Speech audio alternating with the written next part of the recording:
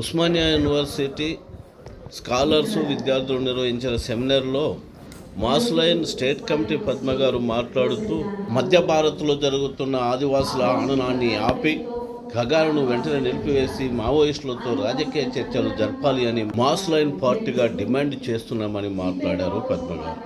ఇదే సందర్భంగా ఒక విద్యార్థి సంస్థ ఈరోజు యుద్ధం జరగాల్సిందే, ఆదివాసుల ఆహరణాన్ని కొనసాగించాల్సిందే, వారిని నరకాల్సిందే, చంపాల్సిందే అని ఒక ర్యాలీలాగా బయలుదేరడం ప్రజాస్వామ్యం ఎక్కడ ఉందో ఒకసారి మనం పరిశీలించుకోవాలని. మన అనైక్యతే ఈరోజు మాట్లాడితే కేసుల పాలవుతున్నాము. ఐక్యంగా ఉన్న రోజు ఎన్నో మాట్లాడాము, ఎన్నో సాధించుకున్నాము, మనము కొట్లాడుకున్నాము. కానీ ఈరోజు కొట్లాట పక్క పెట్టి మాట్లాడదామన్నా కూడా మందలేయకుండా చేస్తున్న ఈ రాజ్యాన్ని మనం ఏ విధంగా ఎదుర్కోగలమో ఆలోచించాలంటూ మాట్లాడారు పద్మ గారు. చాలా విషయాలు వచ్చాయి. ఏంటని ఒకవైపు ఆదివాసీ ప్రాంతాల మీదనే, అటవీ ప్రాంతాల మీద, అట్లాగే ఎక్కడైతే కొండలు గుట్టలు ఉన్నాయో ఆ కొండలు గుట్టలు ఉన్న ప్రాంతాల మీద ఎందుకు దాడి జరుగుతుంది, ఎందుకు అక్కడ ఉన్నటువంటి వాళ్ళందరినీ ఖాళీ చేయించి బయటికి పంపించాలని ఉంటుంది కేంద్ర ప్రభుత్వం. దాని లక్ష్యం ఏంటి, దాని ఆశయం ఏంటి? దాని లక్ష్యం ఆశయము చాలా స్పష్టంగా, ఎక్కడైతే కొండలు గుట్టలు వాకులు ఉన్నాయో, ఎక్కడైతే పెద్ద పెద్ద ఖనిజ సంపద వాటి కింద దాడి ఉంది, ఆ ఖనిజ సంపద పైన కార్పొరేట్ కంపెనీలకు, ఈ దేశంలో ఉన్నటువంటి బడా పారిశ్రామికవేత్తలకు దాన్ని దానవంతం చేయాలి అనేటువంటి ప్రయత్నం ఈ కేంద్ర ప్రభుత్వం, బీజేపీ ఆర్ఎస్ఎస్ ప్రభుత్వం చాలా తీవ్ర ప్రయత్నం చేస్తుంది. అందుకే ఆదివాసీల మీద, దళితుల మీద, హక్కుల కోసం మాట్లాడే వాళ్ళందరి మీద కూడా, ప్రజల మీద, రైతుల మీద, మహిళల పైన, యువకుల పైన, విద్యార్థుల పైన, నిరుద్యోగ సమస్య పరిష్కారం కావాలని మాట్లాడే వాళ్ళందరి పైన కూడా దాడికి పాల్పడుతుంది అనే విషయాన్ని గుర్తించాల్సిన అవసరం ఉంది. ఇది ప్రజాస్వామ్య దేశం అని అనుకుంటున్నప్పుడు ప్రజాస్వామ్యం పైన, కాన్స్టిట్యూషన్ పైన ప్రమాణం చేసినటువంటి కేంద్ర ప్రభుత్వం ఆ ప్రమాణాన్ని కట్టుబడి ఉండనప్పుడు ప్రజలుగా, యువకులుగా, విద్యార్థులుగా ఏం చేయాలి? మన హక్కుల కోసం మనం మాట్లాడాలా లేదా? హక్కులన్నీ హరించివేస్తున్నప్పుడు, కార్మిక హక్కులు హరించివేయబడుతున్నప్పుడు, అన్ని రకాల హక్కులు లేనప్పుడు అది ఎన్మాస్గా ప్రజా ఉద్యమంగా మార్చి పోరాడగలిగినప్పుడు ఖచ్చితంగా మన హక్కులు మనల్ని నిలబెట్టుకోగలుగుతాం, మన హక్కుల్ని మనం కాపాడుకోగలుగుతాం. అందుకనే ఈరోజు శాంతి ఎందుకు కోరుకుంటున్నాం? అశాంతికరమైన పరిస్థితులు దేశంలో ఉన్నాయి, ఆందోళనకరమైన పరిస్థితులు దేశంలో ఉన్నాయి, నిరుద్యోగులకు ఉద్యోగం రాని పరిస్థితుల్లో చాలా తీవ్ర అసంతృప్తితో ఉన్నటువంటి పరిస్థితి, కార్మికులు కార్మిక హక్కుల కోసం అడగగలిగే పరిస్థితులు లేకుండా కార్మిక చట్టాల్లో మార్పులు తీసుకొస్తున్న పరిస్థితులు ఉన్నాయి. మహిళలు ఈరోజు ఛత్తీస్గఢ్ ప్రాంతంలో ఇందాక చాలా మంది వక్తలు చెప్పారు, అక్కడ ఉన్నటువంటి ఆదివాసీ మహిళల్ని అత్యంత కిరాతకంగా, దుర్మార్గంగా రేపులు చేస్తూ, అత్యాచారాలు చేస్తున్నటువంటి ఘటనలు కూడా వెలుగులో ఉన్నాయి. ఇలాంటి ఘటనలు దేశంలో విపరీతంగా కూడా పెరిగాయి ఇటీవల కాలంలో. వాటిపైన కూడా మన పౌరులుగా మన స్పందన ఏమిటి అనేది ఆలోచించాల్సిన అవసరం ఉంది. వాటి మీద కూడా పోరాడాల్సినటువంటి అవసరం ఉంది.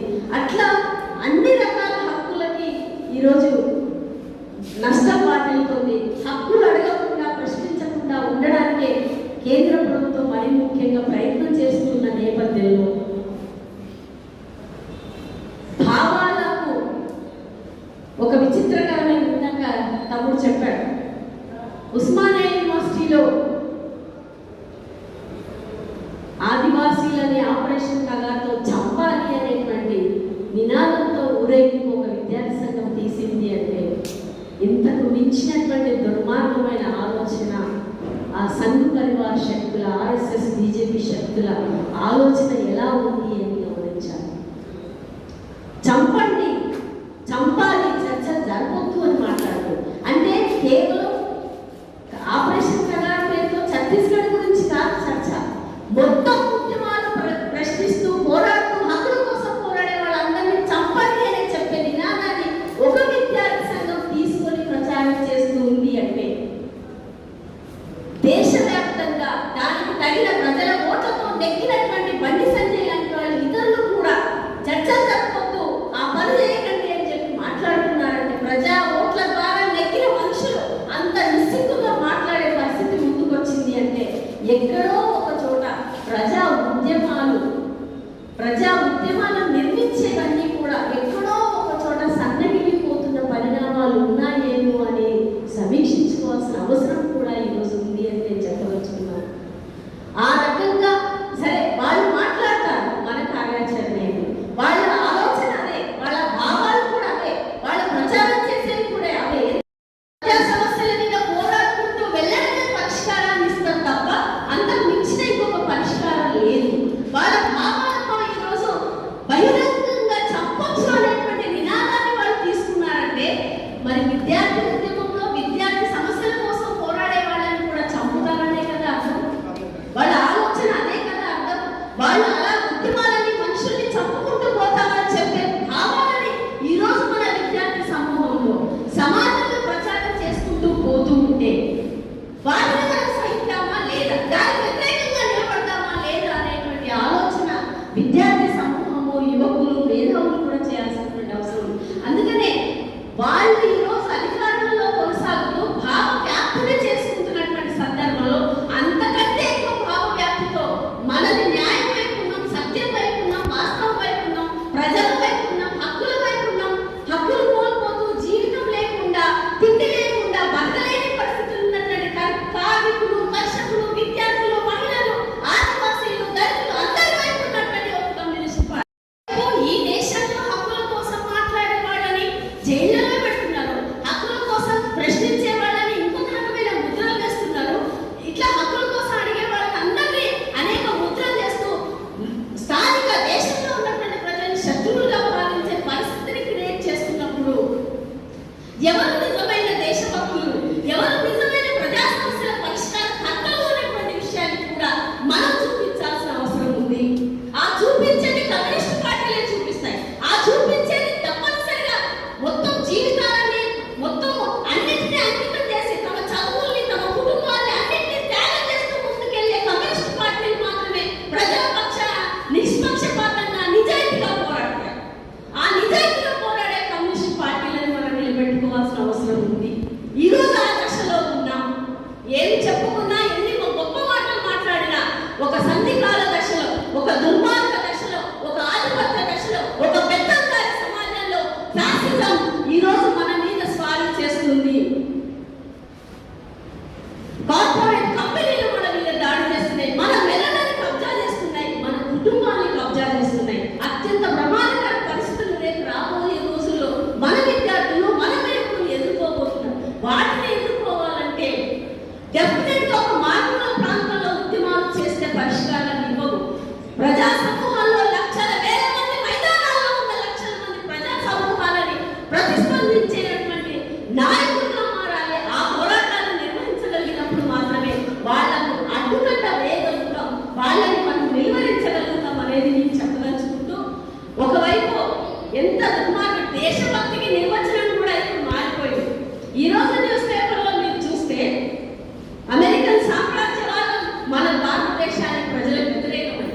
అమెరికన్ సామ్రాజ్యవాద ట్రంప్ ఏం చెప్పాడంటే జీరో ట్యాక్స్ తో భారతదేశంలోకి అన్ని వస్తువులను దిగుమతి చేసుకోవడానికి ఒప్పందం జరిగింది అని ప్రకటించింది.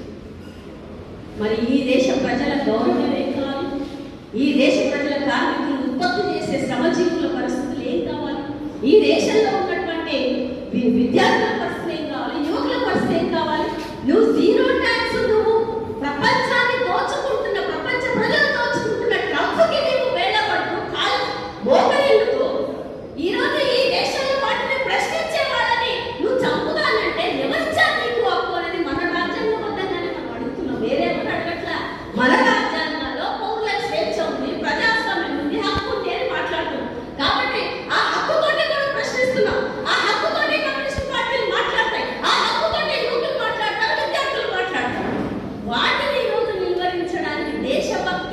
ఇవన్నీ కూడా విద్యార్థులుగా మీరందరూ ఆలోచించాలి. దేశభక్తి అంటే దేశాన్ని మొత్తం తాకట్టు పెట్టి ఒప్పందాలు చేసుకోవడం కాదు.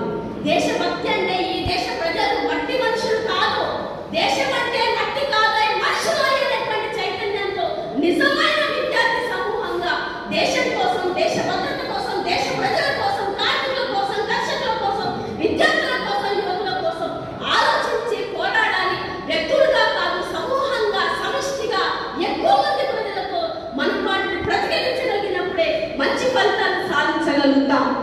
అందుకనే ఈ అనుభవాలను కూడా ఉద్యమించే కమ్యూనిస్టు పార్టీలు డెఫినెట్ గా అంగీకరించాలి, స్వీకరించాలి, సమీక్ష చేసుకోవాలి. ఆ రకమైన పోరాటాల ద్వారా మాత్రమే మనం అచీవ్మెంట్ చేసుకుంటాం. ఎస్, చర్చలు జరపాలి డెమోక్రటిక్ గా. ఒక పార్టీ కోరుకుంటున్నప్పుడు డెఫినెట్ గా మావోయిస్ట్ పార్టీ కోరుకుంటుంది, కాల్పుల విరమణ చేస్తూ కూడా చర్చలు జరపాలని కోరుకుంటున్నప్పుడు తప్పనిసరిగా కేంద్ర ప్రభుత్వం చర్చలు జరపాలని మరోసారి చెప్తూ థ్యాంక్ యూ వెరీ మచ్. నాకు అవకాశం